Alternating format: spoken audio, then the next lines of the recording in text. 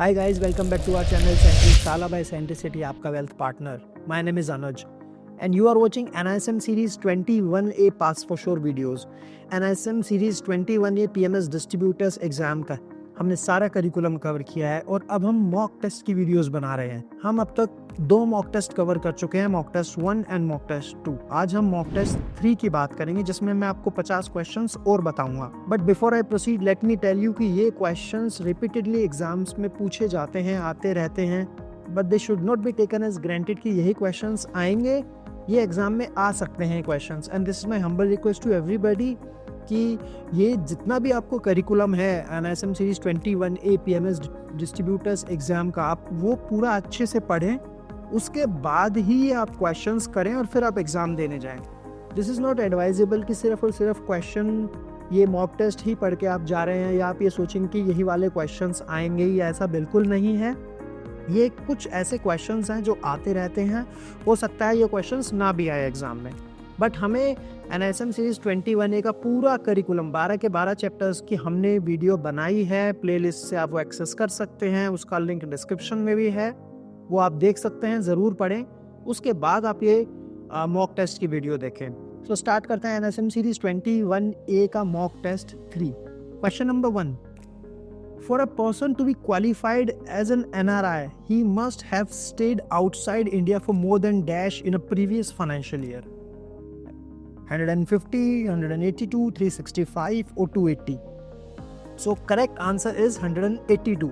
तो टैक्सेशन वाले चैप्टर में क्लियरली बताया गया है कि कोई भी पर्सन अगर 182 डेज और मोर इंडिया से बाहर रहता है तो ही और she would be considered as an NRI. Question number 2, Which of the following is considered to be an investment objective? Current income, capital preservation, capital appreciation, all of the above. So correct answer is all of the above. एक किसी भी investor का investment objective इन तीनों में से कोई भी हो सकता है। कुछ इन्वेस्टर्स हैं जिनका इन्वेस्टमेंट ऑब्जेक्टिव हो सकता है अपनी इन्वेस्टमेंट से कुछ इनकम कमाना, कुछ इन्वेस्टर्स चाहते हैं कैपिटल को प्रिजर्व करना प्लस थोड़ा बहुत रिटर्न आ जाए, और कुछ इन्वेस्टर्स चाहते हैं कैपिटल को एप्रिसिएशन करना। So answer is all of the above. So जो इन्वेस्टर के ऑब्जेक्टिव्स हैं are identified in relation to risk, return और लिक्विडिटी। उसी हिसाब से फिर इन्वेस्टर अपना ऑब्जेक्टिव देखता है और ये तीनों ही उस कैटेगरी में फॉल करते हैं। Question number 3, the first step in the investment process is the development of dash, financial statement, statement of cash needs, objective statement, investment policy statement. तो correct answer is investment policy statement. जैसा कि book में लिखा है, the first step in the investment process is the development of investment policy statement. जो portfolio management services जब एक PMS fund manager start करता है तो सबसे पहले इन्वेस्टमेंट पॉलिसी स्टेटमेंट बनती है, राइट। और वो इन्वेस्टमेंट पॉलिसी स्टेटमेंट क्या होती है? It is a road map that defines investor risk appetite and defines investment objectives, goals and investment constraints. So investor का risk appetite वो बताती है, investment objective बताती है कि स्कीम का investment objective क्या है, स्कीम के goals क्या हैं, कहाँ पे investment जाएगी, और अगर कोई investor का investment कोई constraint है वो भी वो चीज़ बताती है। तो IPS is step in the investment process. Question number 4, dash mark the beginning of PMS when SEBI issued SEBI Portfolio Managers Regulation. So January 1999, January 2010, January 1993 and January 2020.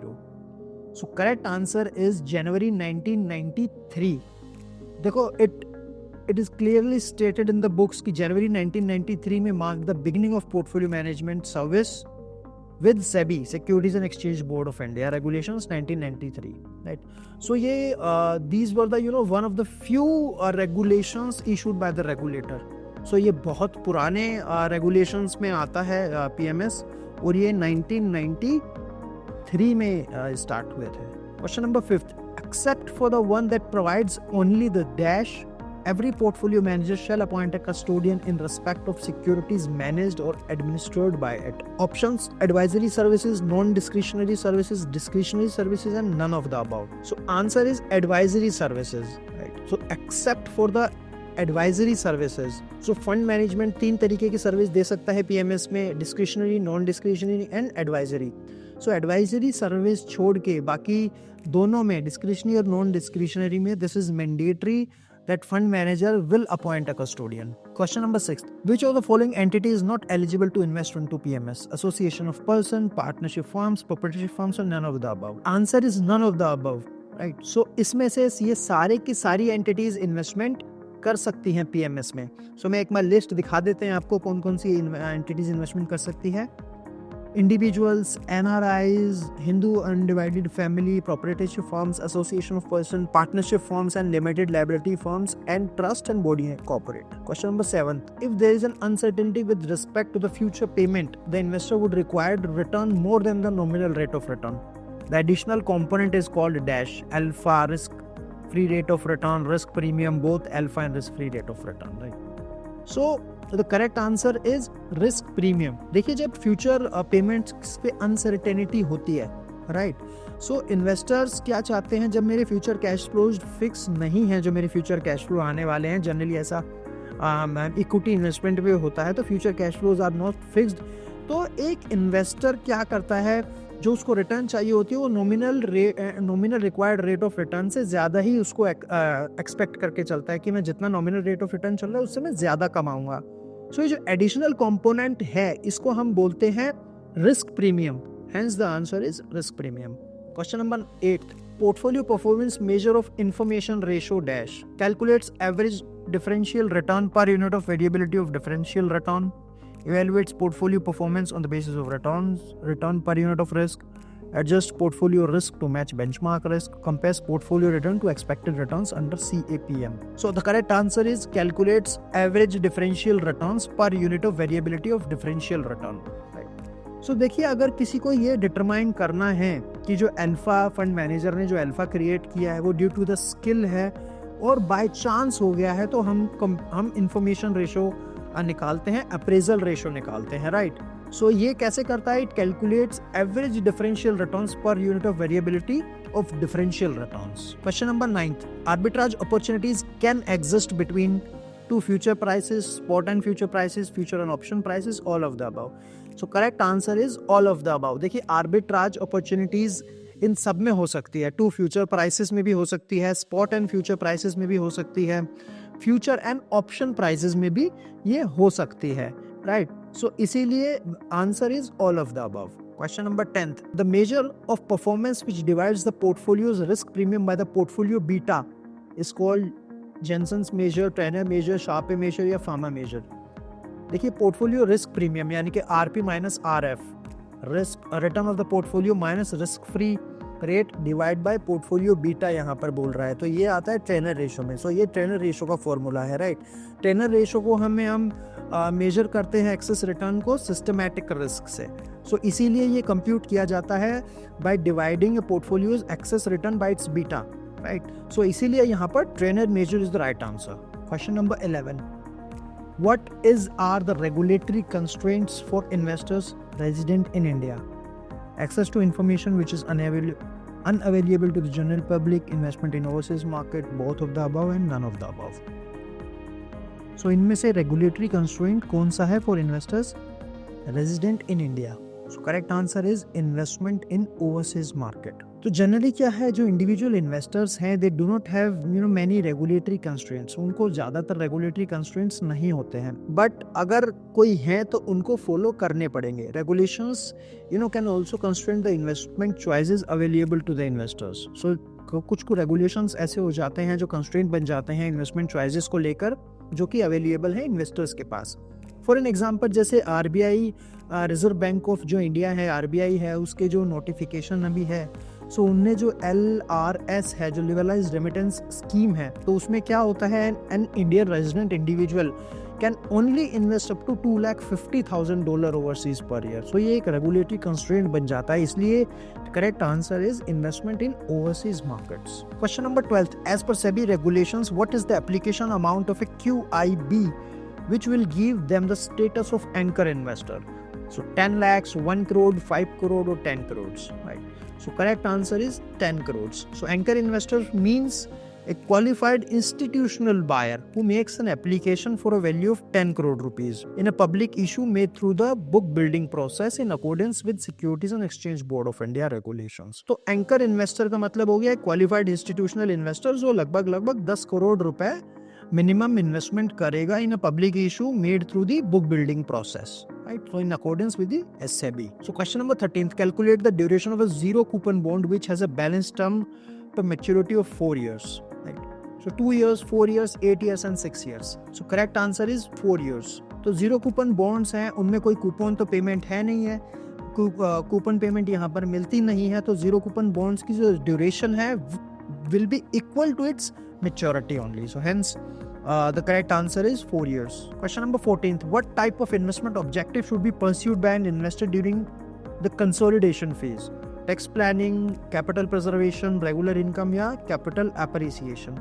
So जो consolidation phase में है एक बंदा, उसको capital preservation करना चाहिए. So correct answer is capital preservation. So consolidation phase generally हमारी होती है mid to late career phase of typically life. इसको हम बोलते हैं जहाँ पर हमारी इनकम हमारे खर्चों को से ज़्यादा हो जाती है, income exceeds expenses, right? So as a result इस स्टेज में क्या होता है, कंसोलिडेशन ऑफ हमारा इन्वेस्टमेंट पोर्टफोलियो होता है कि हमारी इनकम अब ज़्यादा हो गई है, खर्चे कम है, राइट? सो इसीलिए थोड़ा सा ये लाइफ का वो दौर है जहाँ पर 15-20 साल लगते हैं and investors may start looking for capital preservation. और हाई कैपिटल गेन इन्वेस्टमेंट्स यहाँ पे की जाती हैं balanced with some low risk assets also. So question number 15, dash costs influence the portfolio rebalancing decisions. Taxes and general expenses, bid-ask spreads and taxes, transaction costs and taxes, equity research cost and transaction cost. So correct answer is transaction cost and taxes. देखिए जो portfolio rebalancing में क्या होता है कि एक simply एक trade off होता है, राइट? कि कोई भी पोर्टफोलियो रीबैलेंसिंग करनी है तो जैसे कि इक्विटी और डेट का एक पोर्टफोलियो, इक्विटी ज़्यादा हो गया तो फिर इक्विटी थोड़ा बेच के कम करना पड़ेगा, या डेट ज़्यादा हो गया तो डेट बेच के हमारा प्रीवियस एसेट एलोकेशन पे आना पड़ेगा, which is for an example 50-50 का एग्जांपल लेता हूँ. तो इसमें इक्विटी 50 है, डेट 50. अगर इक्विटी ज़्यादा हो गई तो हमको फिर इक्विटी बेच के नीचे आना पड़ेगा 50 पे, और अगर डेट ज़्यादा हो गया तो डेट को सेल करके 50 पे लाना पड़ेगा to maintain that portfolio rebalancing. अब इसमें दो तरीके की कॉस्ट लगती हैं, transaction cost and tax cost. Transaction cost जो हम ये ट्रेडिंग करेंगे, और टैक्स कॉस्ट जो हमने इक्विटी बेची उस पर भी कुछ टैक्स लगेगा और डेट में भी कुछ ना कुछ टैक्स होगा. सो इसीलिए ये डिपेंड करता है कि जो हमारे जो ट्रांजैक्शन कॉस्ट एंड टैक्सेस है ये इन्फ्लुएंस करते हैं पोर्टफोलियो रीबैलेंसिंग डिसीजंस को. Question number 16, with respect to a bond, what is an indenture? An indenture is a special kind of high value bond. An indenture is a clause of indemnity in a bond. An indenture is a legal agreement describing the features of a bond. An indenture is the power of SEBI to write off the liability on a bond. So clearly book में लिखा हुआ है an indenture is a legal agreement describing the features of a bond. So no explanation is required. Indenture सिर्फ और सिर्फ एक legal document होता है जो हमारे features को बताता है bond के. Question number 17, the threshold frequency of performance reporting required by the portfolio managers as per SEBI regulation is 5 months, 4 months, 3 months or 2 months, right? So as per the portfolio managers regulations, किस तरीके से performance reporting करनी है, which is 3 months. So correct answer is 3 months. Question number 18, identify the incorrect statement with respect to fees paid to the client of the portfolio manager. The client does not have to pay fees for services which are outsourced by the portfolio manager. Each service type wise fees payable is agreed upon. Fees payable by the client is agreed upon in the initial agreement. Performance fees charged by the portfolio manager is completely negotiable. So identify the incorrect statement हमें बतानी है. तो incorrect statement है the client does not have to pay fees for services which are outsourced by the portfolio manager. This statement is incorrect. So answer is A. The client does not have to pay fees for services which are outsourced by the portfolio manager. So कोई भी ऐसी outsourced service client fund manager लेता है, like accounting, taxation, auditing, उन सब का जो भी खर्चा है वो पेएबल बाय द क्लाइंट है. Question number 19, a PMS firm need not keep which of these records? Balance sheet of the firm, profit and loss of the firm, financial statement of companies in which the PMS has invested, auditor report of the firm.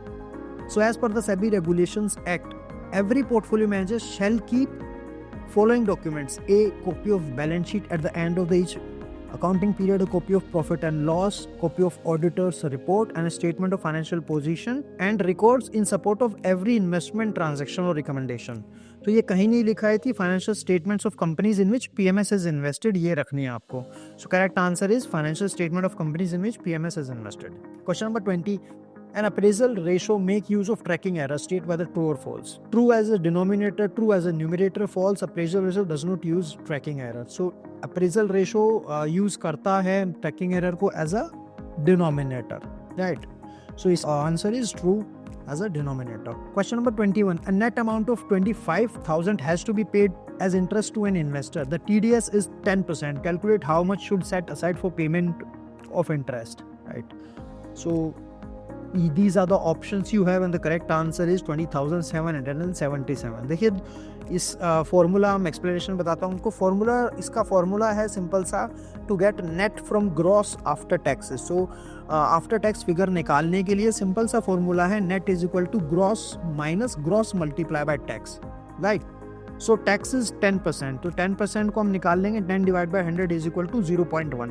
Net amount हमारा है 25,000, तो 25,000 is equal to G minus G multiply by 0.1. इस calculation को जब हम solve करेंगे तो हमारा जो ग्रॉस है वो आ जाएगा 27,777 rupees. Dash cannot be an objective for investment. Capital rationing, capital appreciation, capital preservation and current income. बहुत ही क्लियरली हमने पढ़ा है कि capital rationing cannot be an objective. बाकी तीनों appreciation, preservation and current income can be an objective for the investment. Question number 23. Fundamental analysis the process of determining dash for the stock. Intrinsic value, face value, market value और book value. तो fundamental analysis हम करते हैं intrinsic value एक stock की पता करने के लिए, और फंडामेंटल एनालिसिस में प्रोसेस है डिटरमाइनिंग इंट्रिंसिक वैल्यू, और ये डिपेंड करता है कुछ इकोनॉमिक फैक्टर्स जैसे फ्यूचर अर्निंग्स पे.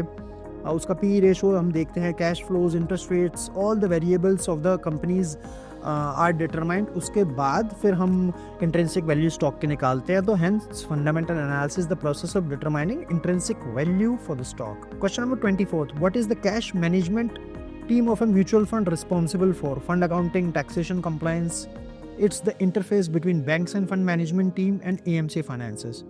कैश मैनेजमेंट टीम जो म्यूचुअल फंड की रिस्पॉन्सिबल है, it's the interface between banks and fund management team. So जो कैश मैनेजमेंट टीम है वो वर्क्स करती है एज एन इंटरफेस बैंक्स का और फंड मैनेजमेंट टीम का, to ensure that the money received in the banks when investors purchase are pass to the fund manager, कि वो आगे फिर से इन्वेस्टमेंट करे सिक्योरिटीज में and get the redemption proceeds, और रिडेम्पशन करे जब वो रिडेम्पशन की रिक्वेस्ट डाले. Question number 25.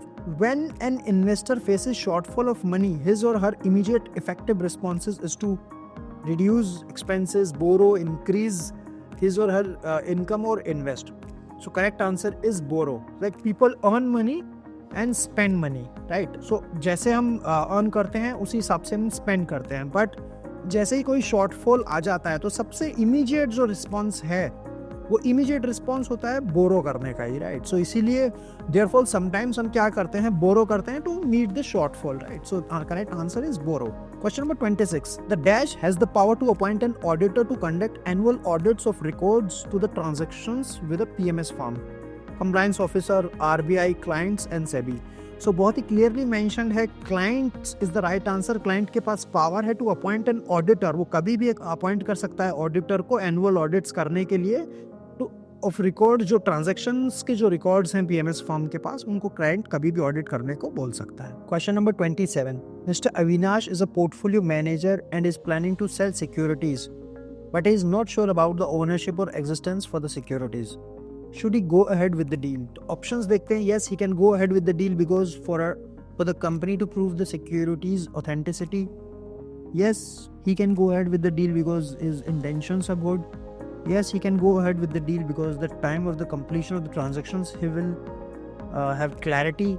No, he cannot go ahead with the deal because it will deemed as a fraudulent transaction as per the SEBI preventions of fraudulent practices. So correct answer is no, he cannot go ahead with the deal because it is deemed to be a fraudulent transaction as per the SEBI prevention of fraudulent practices, right? So देखो cell securities कर रहा है but he is not sure about the ownership और existence of the securities. तो ये fund manager नहीं कर सकता है. ये एक तरीके से फ्रॉडलेंट ट्रांजैक्शन माना जाएगा. Selling securities for which the ownership is not proved will be considered as a fraudulent activity. साफ साफ बुक्स में लिखा हुआ है. Question number 28. Market experts are predicting a high volatility period for next 2-3 years to come. Investors in which of the following phases should be alert and consider rebalancing? accumulation and consolidation phase, consolidation and spending phases, gifting and consolidation phases, and gifting and accumulation phases. Right, so correct answer is consolidation and spending phases. So in दोनों phases में it is important to preserve the capital and not invest in volatile investments. Hence, the answer is consolidation and spending phases. Question number 29. Mr. Mistry has been granted a certificate as a registered portfolio manager by SEBI. What can lead to cancellation and suspension of his registration with SEBI in next 12 months? The principal officer of Mr. Mistry has acquired a CFA charter only recently. Mr. Mistry has a net worth of 5 crores. The compliance officer of Mr. Mistry has been recently charged for an economic offense. So correct answer is the compliance officer of Mr. has been recently charged for an economic offense. Right. So as per the SEBI rules, clearly लिखा हुआ है कि as per the SEBI rules, the applicant जो है, it's director, partner, principal officer, compliance officer और the employee, अगर कोई भी conviction होता है any moral turpitude or has been found guilty of any economic offense, सीधा सीधा लाइसेंस कैंसिल या सस्पेंड हो सकता है. Question number 30. Beta is used to measure unsystematic risk, systematic risk, total risk, all type of stock market risk. बहुत अच्छे से हमने एक्सप्लेन किया है. Beta is used to measure systematic risk. Question number 31. Dash are the beneficiaries of mutual fund trust, unit holders, sponsors, trustees और asset management companies. जैसे कि हम सब जानते ही हैं, unit holders are the beneficiaries of a mutual fund trust. जो investment करते हैं म्यूचुअल फंड्स में, जो इन्वेस्टर्स होते हैं, are the beneficiaries of a mutual fund. Question number 32. Ms. Shobha has invested rupees 10 lakhs in USA when the USD INR rate was 74.25. After about 6 months, the USD INR rate changed to 71.25 per USD. In this scenario, the new INR value at the investment A will depend on the change in the value of the investment in USA, and value in the US dollars will surely decrease as INR has appreciated. So only A, only B, both A and B are correct or neither A and B are correct. तो correct answer is only A. यानी कि जो statement है will depend on the change in the value of the investment in USA and its value in US dollars. So the INR की value है depend करती है two factors पे, USD INR exchange rate पे और the appreciation and depreciation in the value of the security जो उन्होंने वहाँ पे किया है invest, right? So normally अगर रुपी अप्रिशिएट कर जाता है डॉलर के अगेंस्ट, यानी कि रुपीज 75 से 71 हो गया इस क्वेश्चन में, तो वैल्यू ऑफ इन्वेस्टमेंट जो है will decrease in the rupee term rise. But if the value of the security has increased in the USA, then the exchange net loss will be recovered by the price rise. So एक तरीके से net loss हुआ है, वो जो price appreciation हुआ है security का, वहां से कवर हो जाएगा. बट यहाँ पे उनको एक तरीके से रूपी अप्रिशिएट हो गया अगेंस्ट डॉलर के, और वैल्यू ऑफ इन्वेस्टमेंट्स इनकी डिक्रीज हो गई है in rupees term. Question number 33. Identify the true statement with respect to returns. The money weighted rate of return is equivalent to annualised holding period return. Time weighted rate of return is equivalent to geometric mean, both of above and none of the above. So correct answer is the time weighted rate of return is equivalent to geometric mean. Question number 34. Identify which provision of portfolio manager regulations is not applicable for eligible fund managers. Submission of required declarations to provide services to eligible investment funds. Compliance under Section 9A of the Income Tax Act, disclosure requirements towards eligible investment funds. Audit of overseas funds. Right. So correct answer is audit of overseas funds. Question number 35. Identify true statements. A.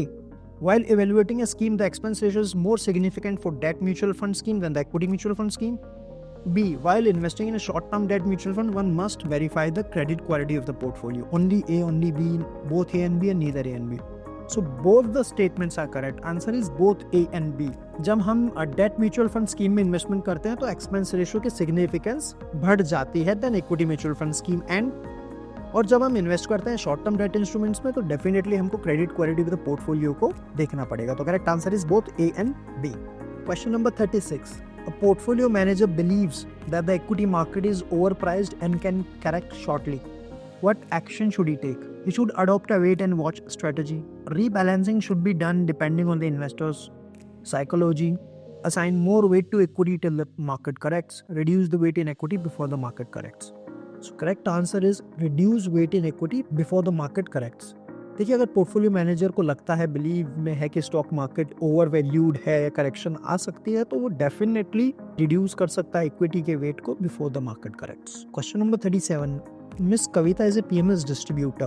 Her client wants some explanation on the way the performance projections are made. What should she do? Miss Kavita should inform the clients that in real life the projections never come true and hence they can be ignored. Miss Kavita should express her inability to explain as it is a complex subject. Miss Kavita should refer to the client to the portfolio manager. Miss Kavita is expected to explain and should take all efforts to explain it. So correct answer is Miss Kavita is expected to explain and should take all efforts to explain it.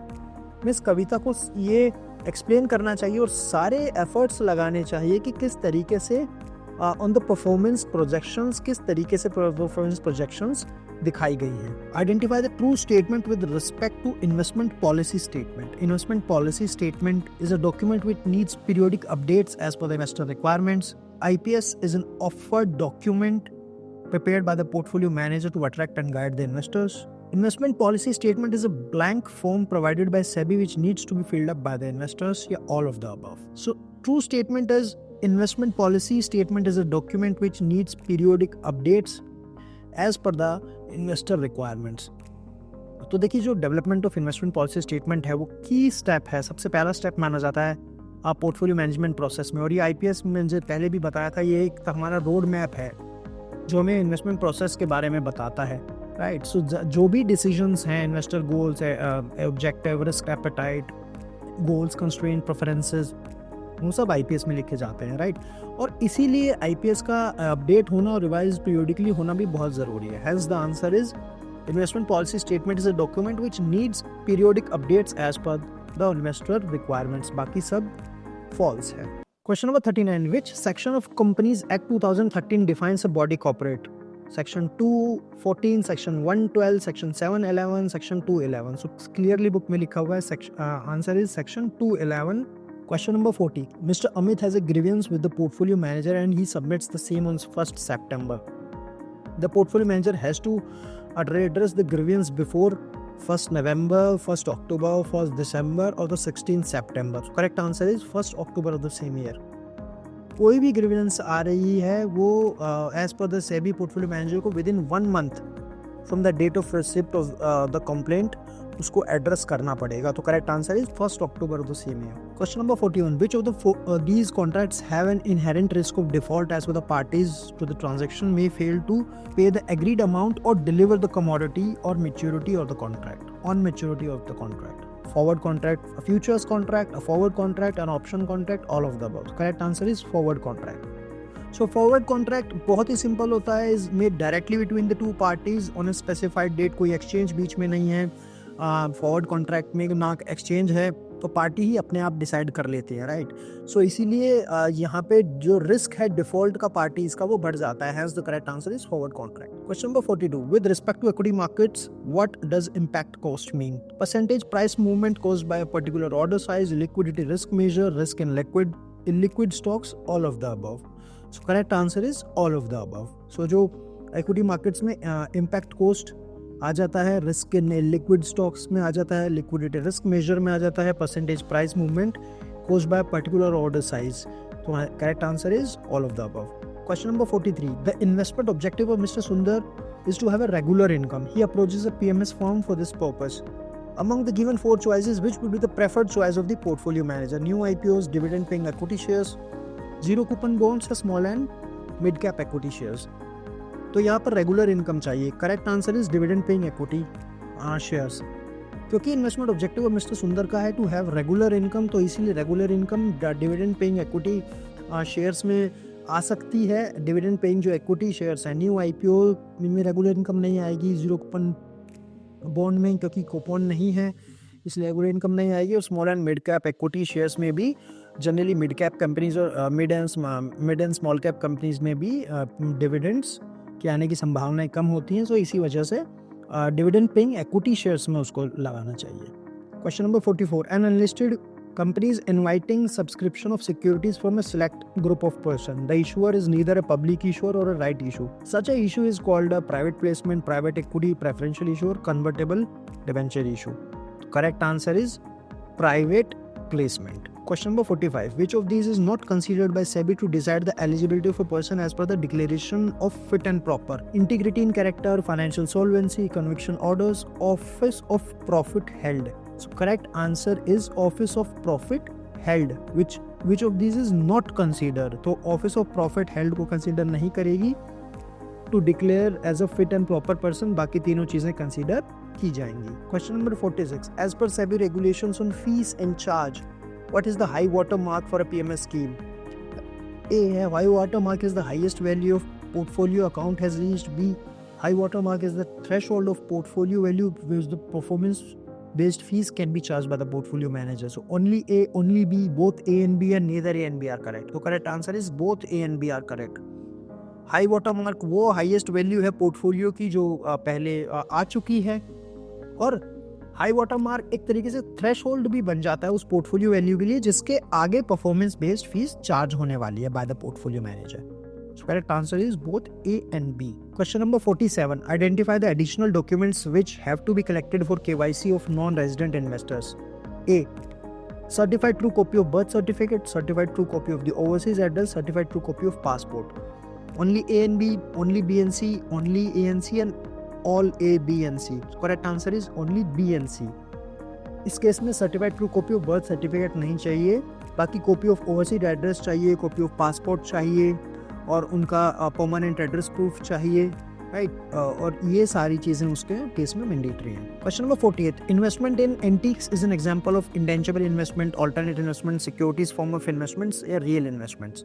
So it is called an alternate investments. Alternate investments वो होती हैं जो आपकी general investments नहीं होती है, normal जो investments है उस कैटेगरी में फॉल नहीं करती है. दीज आर अल्टरनेट इन्वेस्टमेंट्स इसे कहा जाता है. इसलिए इन्वेस्टमेंट इन एंटीक्स और arts is an alternate investments. Question number 49. Identify the false statement. Dealing in securities shall be deemed to be manipulative or fraudulent if it involves entering into a trade in securities without the intention of performing it, selling or pledging of securities in physical or dematerialized form, inducing a person for dealing in securities for artificially inflating or depressing the prices in securities, and inducing any person to subscribe to an issue of shares. So correct answer is selling or pledging of securities in physical or dematerialized form. Question number 50. Risks due to sector specific company specific factors is to be referred as systematic risk, unsystematic risk, speculative risk, or total risk. So correct answer is unsystematic risk. जो company specific risk होते हैं, जो आपके company specific risk factors होते हैं, वो unsystematic risk में आ सकते हैं, which can be diversified. So correct answer is unsystematic risk. So guys, this is it from the videos. Thank you so much for watching the video. अगर video अच्छी लगी है तो चैनल को सब्सक्राइब करें, वीडियो को शेयर भी करें. So ये हमारा मॉक टेस्ट था NSM series 21 PMS distributors exam का मॉक टेस्ट 3 था. आई होप आपने सारे के सारे क्वेश्चंस अच्छे से देखे होंगे, पढ़े होंगे, और ये क्वेश्चन से आप बहुत ईजी तरीके से आप एग्ज़ाम में बैठ सकते हैं, एग्ज़ाम दे सकते हैं. 3 मॉक टेस्ट कवर हो चुके हैं, 150 क्वेश्चंस पूरे कर लिए हैं अभी. और प्लीज़ हमारी बाकी वीडियोस भी देखें. And thank you so much for joining. Thank you.